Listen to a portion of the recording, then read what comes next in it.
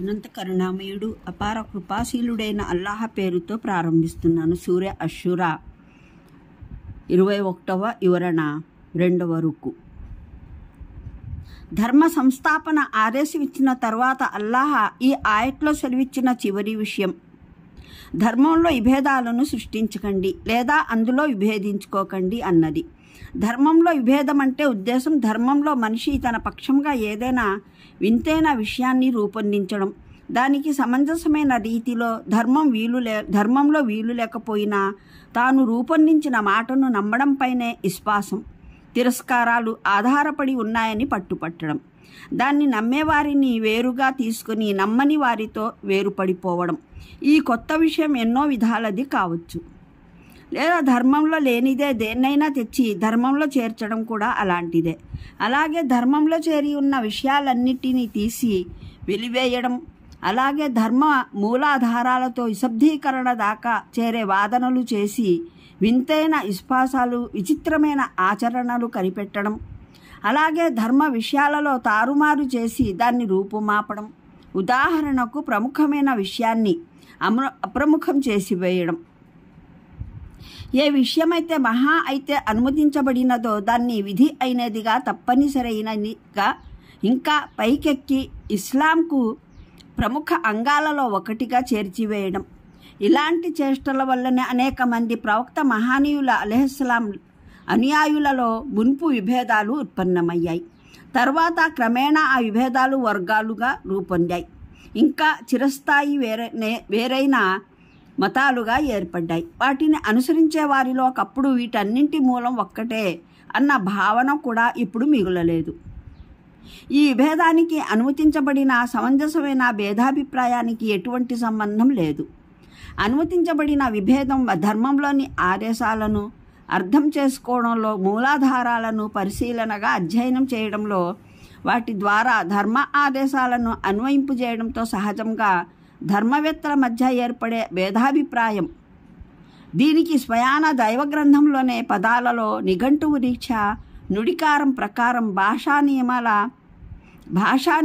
వ్యాకరణం రీత్యా వీలుంటుంది. ఈ విషయంలో మరింత వివరమైన చర్చ కొరకు చూడండి ఖురాన్ అవగాహన సంపుటి అల్-బఖ్రా పాదసూచిక 220, ఆలిమ్రాన్ పాదసూచికలు 16, 17, సంపుటి 2 అన్నిసా పాదసూచికలు 211, 216, అల్-మాయిదా పాదసూచిక 101, అల్-అనామ్ పాదసూచిక 141, సంపుటి 4 అన్నహల పాదసూచికలు 117, 121, అల్-అన్బియా పాదసూచికలు 89, 91, సంపుటి 5 అల్-హజ్జ్ పాదసూచికలు 114, 117, అల్-మూమినున్ పాదసూచికలు 45, 48, సంపుటి 6 అల్-ఖసస్ పాదసూచికలు 72, 74, అర్-రూమ్ పాదసూచికలు 50, 51. ఇక్కడ తిరిగి 8, 9వ ఆయట్లలో పేర్కొన్న విషయాన్ని పునరుక్తం చేయడం జరిగింది. దీని వివరణ మేము 11వ పాదసూచికలో చేసి ఉన్నాము. ఇక్కడ ఈ విషయాన్ని పేర్కొనడంలో గల ఉద్దేశం ఏమిటంటే, నీవు ఈ జనుల సమక్షంలో ధర్మానికి సంబంధించిన రాచపాటను చూపిస్తున్నావు. ఈ మూఢులేమో ఈ వరప్రసాదానికి విలువనివ్వడం పోయి దానికి భిన్నంగా ఆగ్రహిస్తున్నారు. కానీ వీరిలోనే వీరి జాతి ప్రజలే కొందరున్నారు. వారు అల్లాహ్ వైపునకు మ్రొగ్గుతున్నారు. అల్లాహ్ కూడా వారిని తన వైపునకు ఆకర్షించి తీసుకువస్తున్నాడు. ఇక ఇది ఆయా వ్యక్తుల అదృష్టం.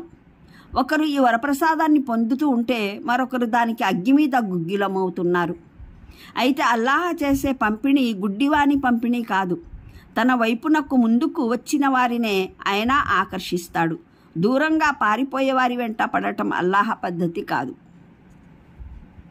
అంటే విభేదానికి మూలం దైవం ప్రవక్తల్ని పంపకపోవడం కాదు, గ్రంథాలను అవతరింపజేయకపోవడము కాదు. ఈ కారణంగానే జనులు రుజుమార్గం తెలియకపోవడం చేత తమ మతాలు, చింతనా పదాలు, జీవన మార్గాలు స్వయంగా సృష్టించుకుని కూర్చోలేదు. వాస్తవానికి విభేదాలు అల్లాహ్ వద్ద నుండి జ్ఞానం వచ్చిన తర్వాత వారిలో పడుసుపాయి. అందువల్ల దానికి బాధ్యుడు అల్లాహ్ కాదు, వారే దానికి బాధ్యులు. ఎందుకంటే స్వయంగా వారే ధర్మంలోని స్పష్టమైన సూత్రాలను, షరియత్లోని విశిద్ధమైన ఆదేశాలను ప్రక్కకు నెట్టి కృంగత్త మతాలు, పంథాలు నిర్మించుకున్నారు.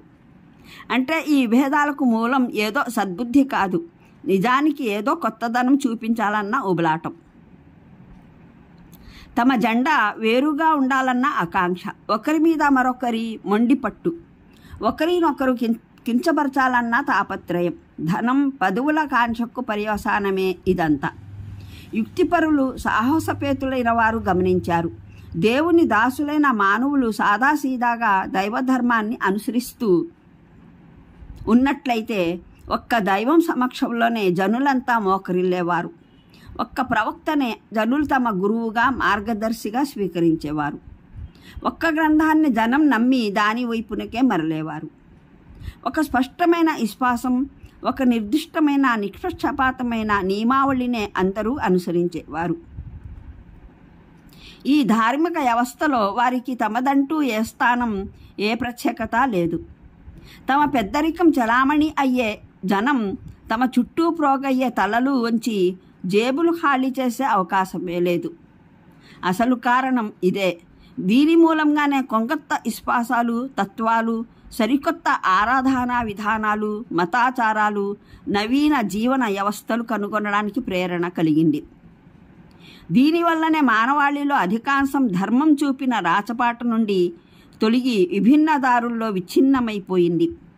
ఈ విచ్ఛిన్నత ఈ వర్గాల పరస్పర వాదులాటలకు, పోరాటాలకు, మత, ఆర్థిక, రాజకీయ సంఘర్షణలకు దారితీసి వీటి మూలంగా తీవ్రమైన వెగటు అనుభవాలలోకి పరివర్తించింది.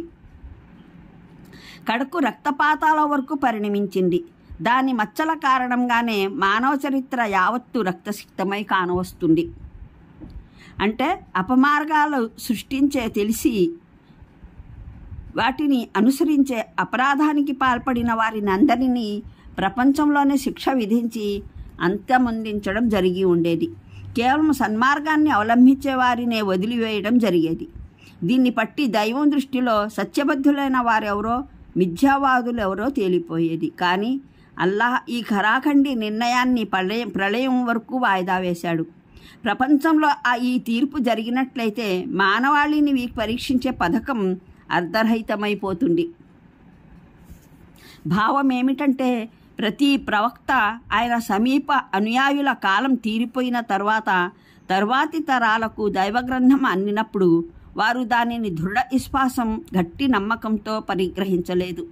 దాన్ని గురించి తీవ్రమైన సంశయంలో, మానసికమైన చిక్కుల్లో పడిపోయారు. ఇలా వారు ఈ స్థితికి లోనవడానికి అనేక కారణాలు ఉన్నాయి. దీన్ని మనం తౌరాత్, ఇంజీల్ వ్యవహారంలో సంభవించిన పరిస్థితుల అధ్యయనం వల్ల సునాయాసంగా గ్రహించగలము. ఈ రెండు గ్రంథాలను మున్పటి తరాల వారు వాటి అసలు స్థితిలో, వాటి మూల వచనంలో, మూల భాషలో భద్రంగా పెట్టి తర్వాతి తరాలకు అందజేయలేదు. వాటిలో దైవ వచనంతో పాటు వ్యాఖ్యానం, చరిత్ర,